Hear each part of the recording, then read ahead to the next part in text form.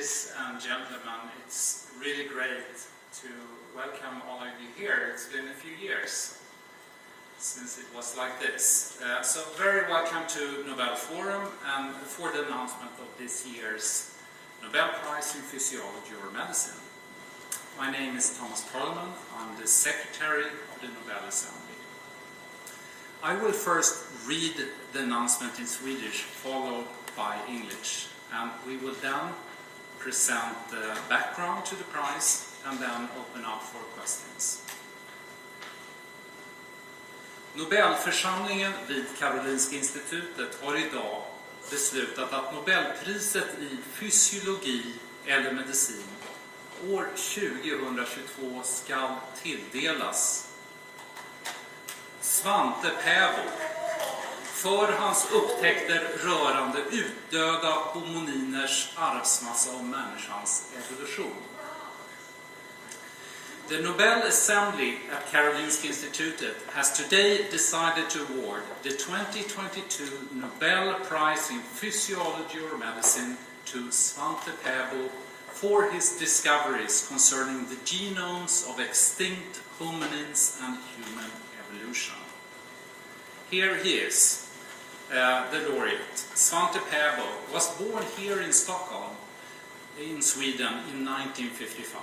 He performed his prize-winning studies at the University of Munich in Germany and at the Max Planck Institute for Evolutionary Anthropology in Leipzig in Germany. So now I turn to Anna Wedell, a member of the Nobel Committee, who will now describe the discovery. So please, Anna. Thank you.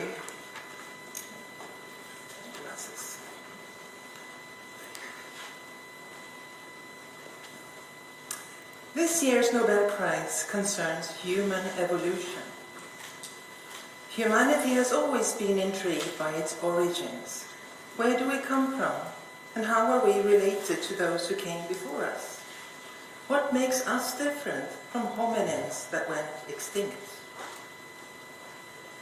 Before Pääbo's discoveries, knowledge was derived mainly from paleontological and archaeological findings. Bones and artifacts from extinct relatives were found at multiple sites around the world. One famous example is the Neanderthal, discovered in 1856.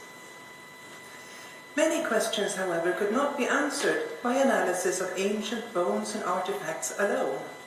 Questions such as how we and our extinct relatives are related to each other, and, importantly, what makes us different. DNA technology offered a new way of addressing these intriguing questions. DNA holds the code of life. Gradual changes to this code, mutations, form the basis of evolution, and these mutations remain in our DNA as traces from our ancestors. Our cells contain DNA in two different compartments. The long nuclear DNA carries the overwhelming majority of our genes, but the small mitochondrial DNA is present in thousands of more copies and therefore easier to study. Svante Pääbo was from an early age fascinated by ancient human history.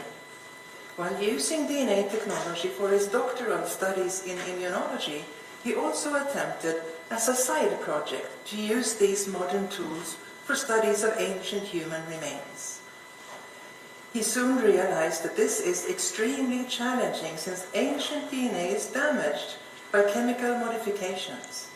It is also fragmented and present in extremely low amounts together with contamination from microorganisms and present-day humans.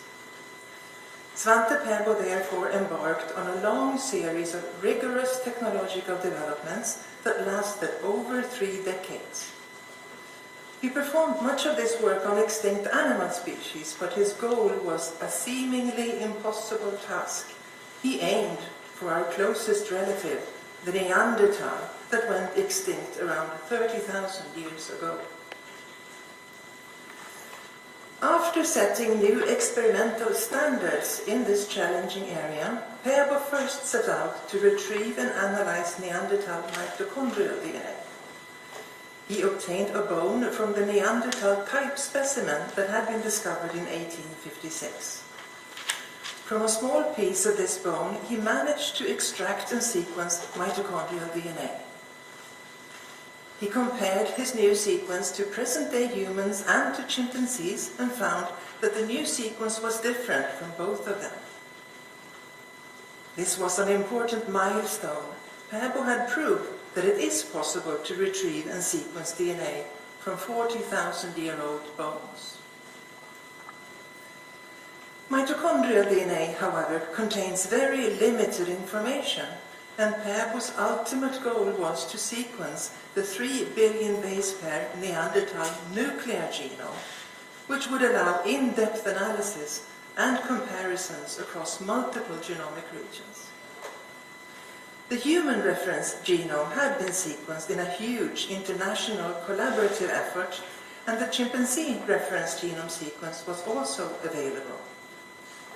Sequencing the nuclear genome of an extinct hominin, however, seemed impossible. Pääbo embarked on his bold plan, and for this he needed more bone.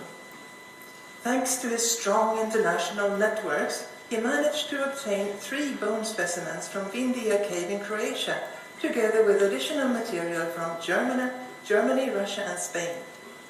All along, he refined and optimized his experimental procedures. By skillful use of new high-throughput sequencing technologies and by bringing together a large international group of collaborators for advanced computational analysis, Pääbo finally achieved the impossible, sequencing and assembly of the Neanderthal genome. For the first time, important questions on our relationship with the Neanderthal could be addressed. The time of divergence could now be determined to around 800,000 years ago.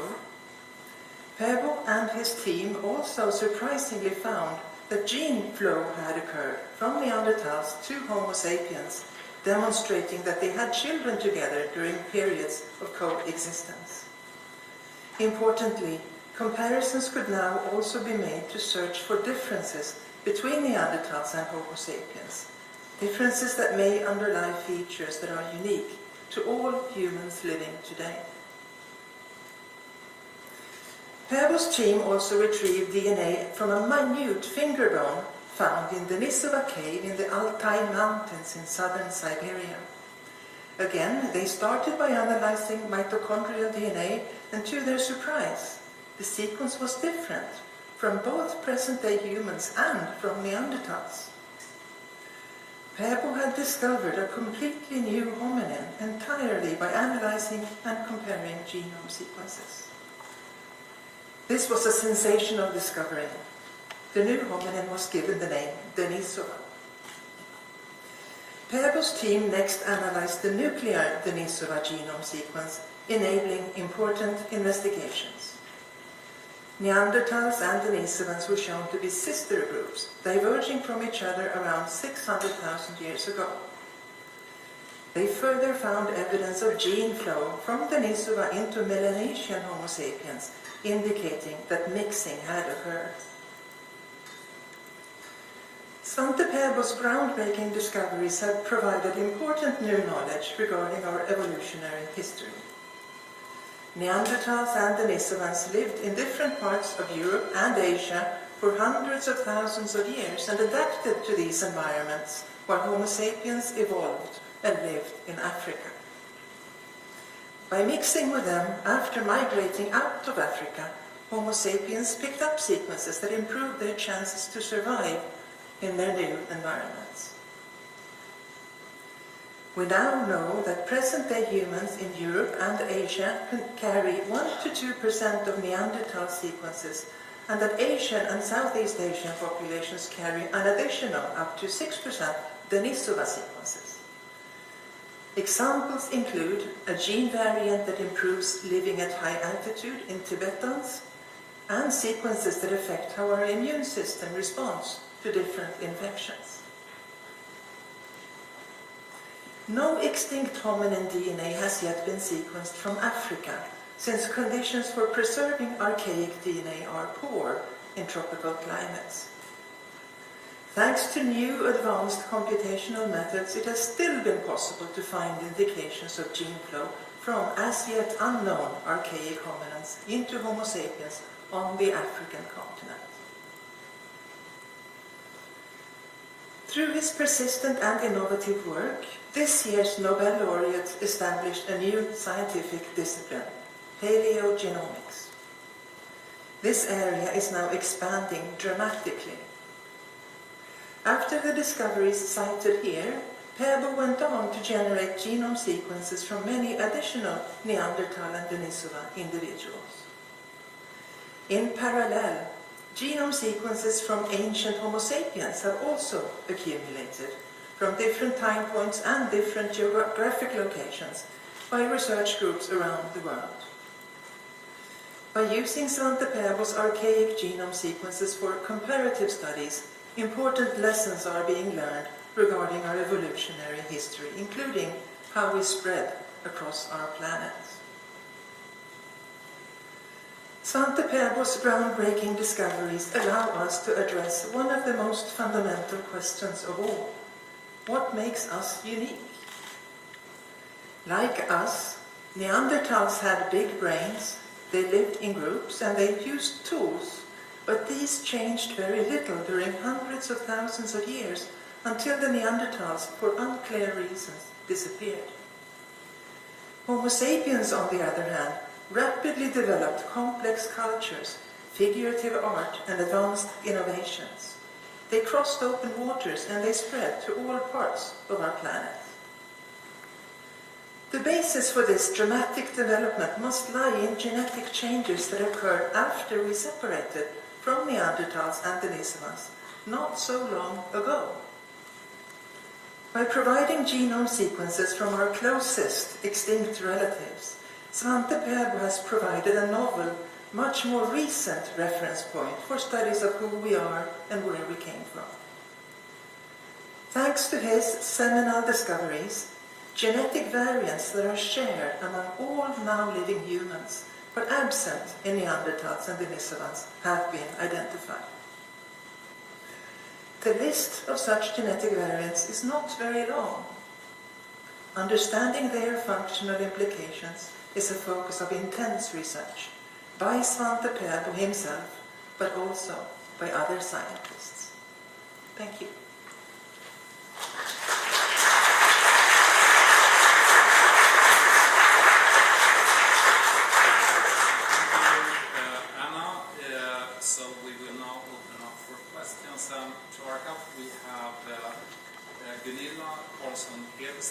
Who is a professor at the Karolinska Institute and a member of the Nobel Committee. Nils-Göran Larsson, also professor at the Institute and chair of the committee. And Professor Anna Vedell, who you just heard. So, please, yes. Microphone is coming.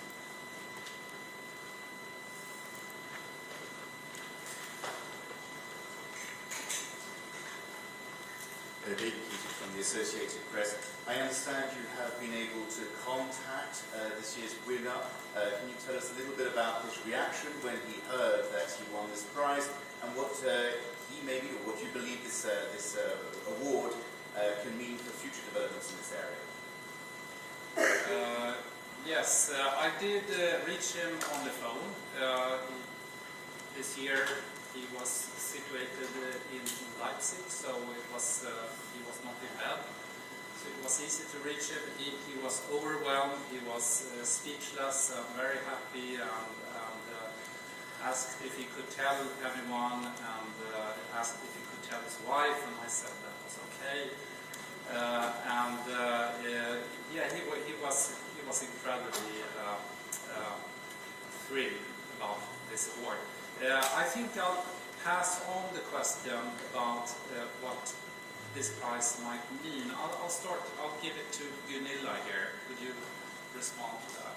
Yes, I think as we learn more and more about the genomes of current humans from different parts of the world, it's very, very important and useful to have these reference points which tell us when we diverged from these earlier human forms. And that tells us both what's unique to us, to all Homo sapiens living in the world today, but also it tells us something about these gene regions that were passed on to some of the people living today from the extinct hominins. So there are a lot of implications, both in terms of understanding our evolution and with potential medical implications, and a basic understanding of our physiology. Could you elaborate on the potential medical implications, please? Yeah, so there is, I think in regards to what makes us uniquely human, I think that a big area of interest is, of course, how we evolve to become the sort of social creature that we are in terms of collaborating in large social groups and doing this very sort of, these innovations that are very, very specific for Homo sapiens. And that has to do with brain function, of course, and other interesting aspects to study are these genes that were inherited from the extinct hominins, and they relate to many physiological functions. They relate to our immune response, as we heard, also how we survive at high altitude, many sort of interesting examples that are just being elucidated now. Here we have one, yes. In his research, Svante Pääbo has used a lot of methods that have been developed by other scientists. What would you say is his specific contribution for which he's receiving the prize today? It's your So his big contribution, which has been very decisive for this prize, is that he has really developed methods to analyze and recover ancient DNA. So DNA in old bones get very degraded and also chemically damaged. And on top of that, you have a heavy contamination with DNA from bacteria and contemporary humans who have handled the specimens. So he has used existing technology as this has evolved and implemented his own methods to refine the analysis of ancient DNA. So this is, of course, very important.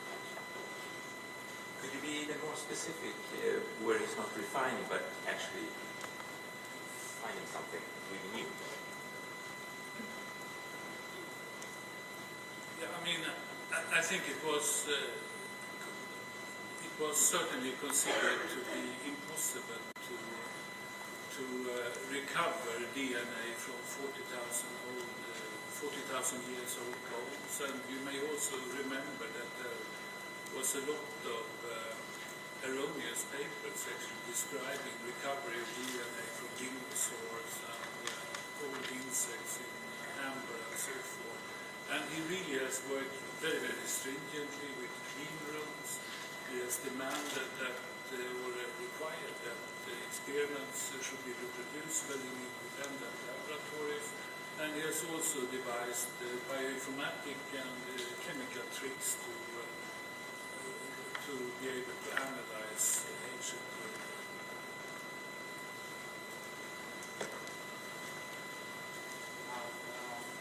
Any other question here?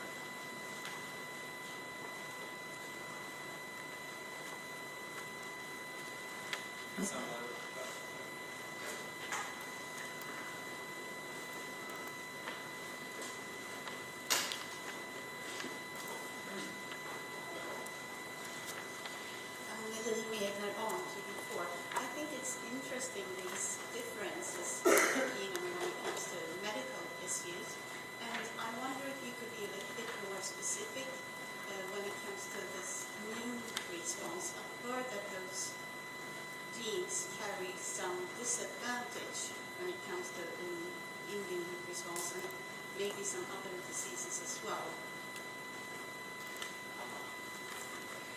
Yes, so the sequences that we have picked up during evolution that have conferred an advantage, many of those sequences are related to immune function, but they can work in different directions. And of course today, the effects they have on us today are not immediately translatable to what it used to be prehistorically, because there were different microorganisms. So they give us a general information on sequences that are important for any infection. But there are also specific examples, like, for instance, COVID-19. There are sequences that confer a risk of severe disease, and others that confer slightly less risk. And in those cases, in some cases, the exact sequences aren't precisely known, but there are indications. But there are sequences working in both directions, and there are several different examples.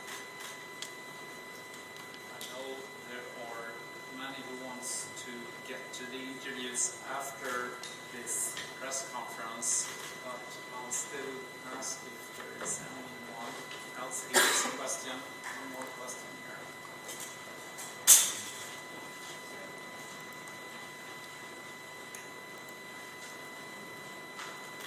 Thank you. I'm Xue Xin from Chinese Nordic Times. And my first question is, now that the Neanderthal has been intermarried with Homo sapiens, but why Homo sapiens has been survival and Neanderthal has become distinct? Why Homo sapiens have survived and Yes. why the Neanderthals? I think we do not know the answer exactly, but I think a little bit the key is that we now have a handle on that. Anyone want to elaborate, Gunilla? I think there are several theories about that. One is that Homo sapiens basically developed very large population sizes, so the Neanderthals were sort of assimilated into Homo sapiens, and that is certainly a possibility. Is that related to the genes, like Asian genes? I didn't get the question, sorry. If that's related to the Asian genes, because the genes that are toxic? I think we can say that, as was said here, I mean, most likely there were cognitive differences. I mean, it's very hard to speculate what those cognitive differences were, but we know that there were differences in behavior, in the ability, in the group size form, the cultures that were much more elaborative in Homo sapiens, and the creation of figurative art, for example, that didn't seem to happen in Neanderthal populations. I think it's hard at this point to say more exactly what those differences are, but what we can say that they must exist, and thanks to Santiago's work, they have now been mapped and identified and are open to studies. There are already studies out that are speculating on gene differences, that are genes that are present in us, all living humans, but are different in these populations. Yes, thank you. And the second question is, I think many people may be curious about that. mRNA technology, so I think it has been influenced a lot during this pandemic, but why this year is not recognized for the Nobel Prize? That is a very good question that I'm not going to answer. We only talk about people who are getting the Nobel Prize, and not about those who are not receiving them or not receiving yet. Yes. Okay. Is there one more question, or should we? Yes, here is one. There was one paper that Paavo published early about a mummy from a museum in Germany, where he described the DNA. And if I understand it right, that data was contaminated and it's no longer valid. Do you have any comment on that, or what you think about it? It's your own. I think that's correct. He himself says that this is not correct because you cannot get that long DNA fragments after thousands of years. So this also led him to develop procedures to be able